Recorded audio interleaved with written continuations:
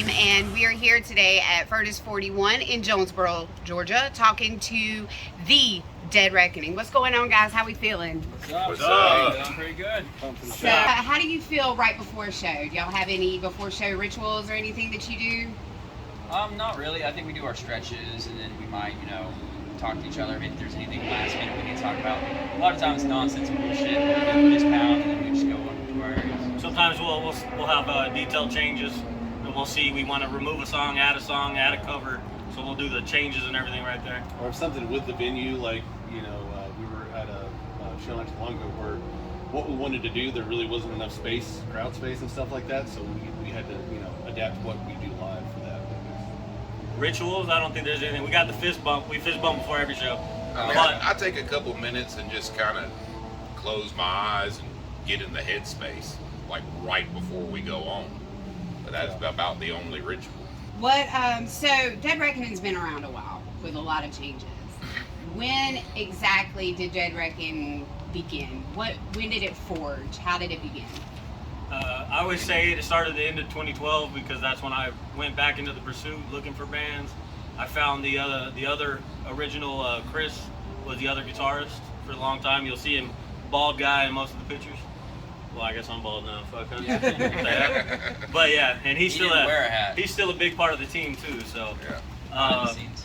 yeah. So I think we had our first show mid 2013 from there. And we've been at it since.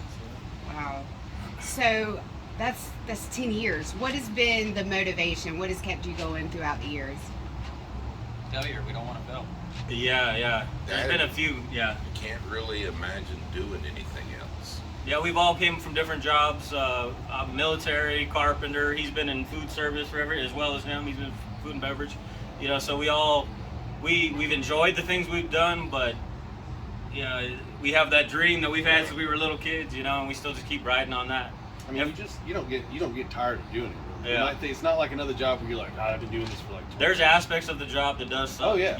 There's times we fight or we get in arguments or something or something happens, but It's going to come with any job. It doesn't matter. It's not always rainbows and amazing. You're going to have your ups and downs, but it's about weighing out the ups versus the downs. You're going to have more ups than you are downs.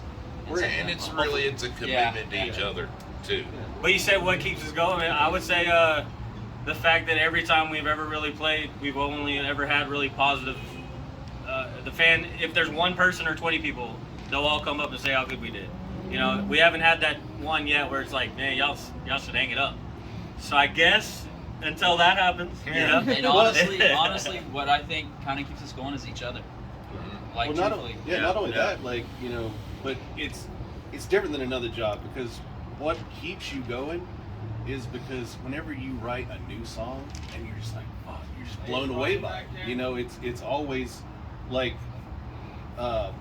you get that spark right back again whenever we move some stuff around and see how a song comes to what it becomes, and you listen to it for that first time on the speakers and you play it and you just get chills again. It never listens. It's always this new album's definitely been doing that. It keeps you going. That's what keeps you going. Is, the love of it. And there has been some lows in the whole local scene community, like when the pandemic. Yeah. I know that hit you guys pretty hard. Y'all just came off a national tour. Yeah.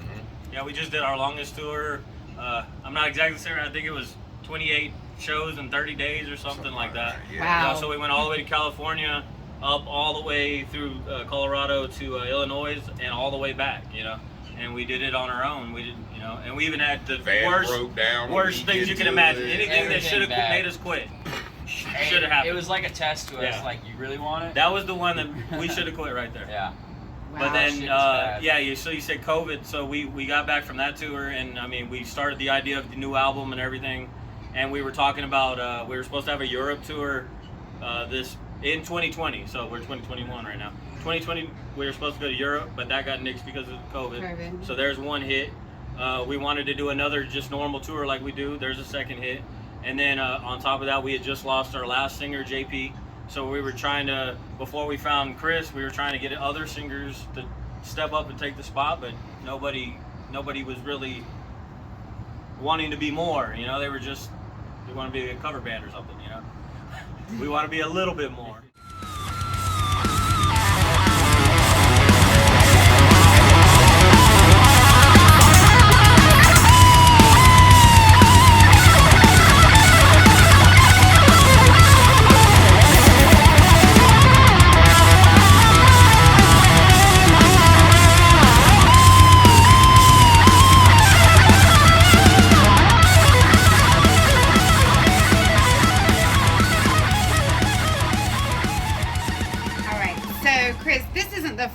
metal band you've been in, correct? Right. No, I've been in a couple bands before this. I'm nothing on this level, honestly. But the way that I actually met these guys was playing a show. We happened to be playing a show at the same venue. We had some mutual kind of online friends, like Facebook and stuff friends, I think too. But for us actually meeting in person, it was back in 2015, if I'm not mistaken. And the band I was playing with then, we did a show with them. I immediately became a fan. Bought shirts, CDs, the demos. The CD wasn't. He's even got out. a rare shirt that there's only like 20 copies Yeah. of it out there. He's got it. Yeah. And I was just like, man, those guys. And I always told people, I was like, you see a million bands whenever you play with anybody, local scenes and whatever, and whether they're good or not. I always told people that band is going to be the one that makes it. Like, if you want to see like a professional band, like that band has got their shit together. Those are the guys that you want to go see. You know? I didn't even know that. You'll make me cry. Aw. No, it did. I was always shared their stuff, you know, everything, and yeah, I was just a super big fan of the band. So when it came around to where I saw that they were doing auditions, or you know, the previous singer left and they were looking for somebody, I hit Mike up and was like, hey, are you guys still interested in something? Keep me in mind. And came out and did some auditions, a couple rehearsals and stuff like that, and thankfully got the job. Here we So are. Awesome. Never looked back, you know. Awesome. So, what are some of your musical influences? Both me and him started out when we were like teenagers in Metallica cover bands. Metallica, Really? Ozzy, all Metallica and the Ozzy. Yeah. Motley Crue. I'm huge Motley Crue. Yeah. Why I solo the way I do, Zach Wilde, George Lynch from Dokken back in the day, Mick Mars, Motley Crue again. Those guys are huge inspirations. Alexia Leo. I mean, it's Cliff Burton, Keith Butler. Starting out drumming, this is going to probably surprise a lot of people. Green Day. Green Day's what got me into music, pretty much all around drumming. We're his first metal band. Yeah. Yeah, I didn't Didn't really know play that. metal drums before I got this band. So he's doing okay. Just He's Yeah. getting there. He's learning. And he's the second. He's been here the longest with me, so. about 8 years, I think. Yeah, been a minute. But now, like, you know, I like to listen to like Lamb of God and stuff like that.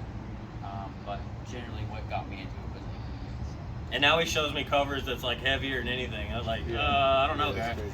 No, back in high school, like I got into punk first, you know, and then punk kind of got into thrash metal. I was like, oh, look at this, and so I was huge into that kind of scene. And whenever you know the early 2000s came around, where everybody started doing really heavier stuff, and metal kind of took this new leap.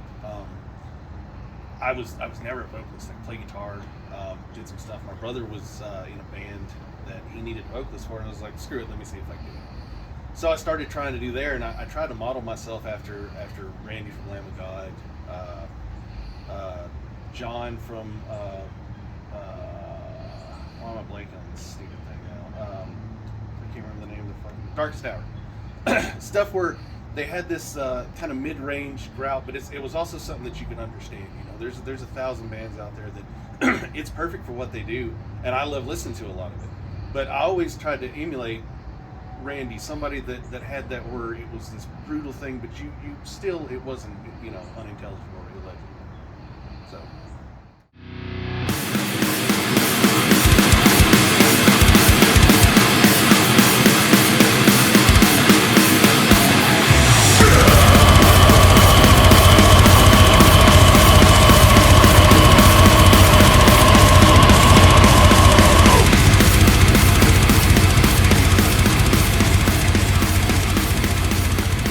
Y'all have a new single coming out, Media Apocalypse. Tell us about that. It's on me. Well, you wrote the lyrics, so. It's basically about how the media's convinced too many people that the end of the world's here, and everybody's going ape shit for no apparent reason.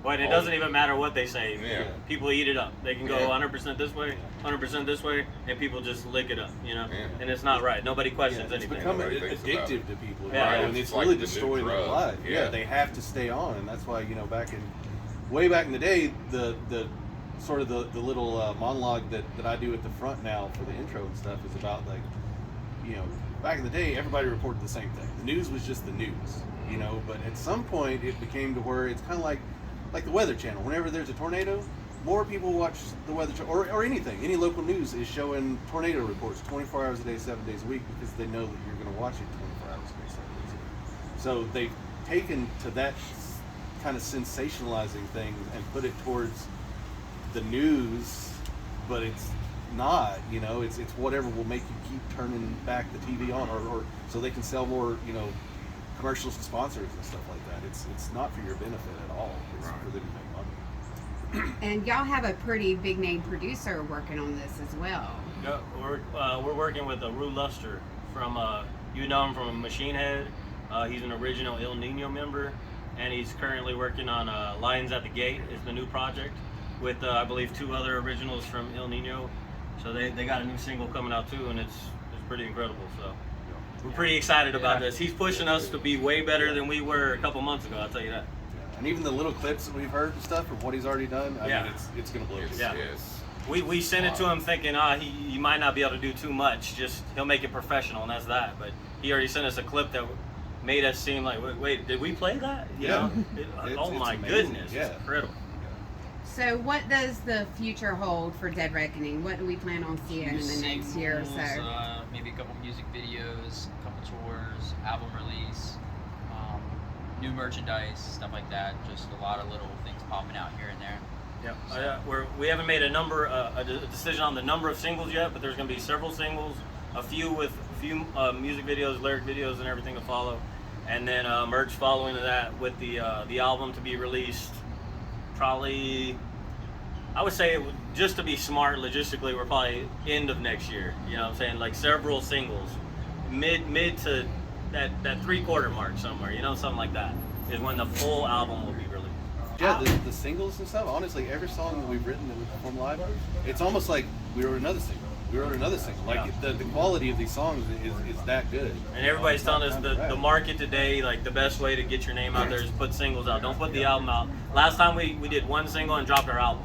You know, so there's songs that we meet people they've never even heard because we weren't able to get that spin on them, you know. Or So we'll this work time the you'll be able to hear each one of them Yeah. until we decide let's just put the album out, you know. 'Cause We're also debating a cover. Yeah. I won't say what that is, but Yeah. we'll see.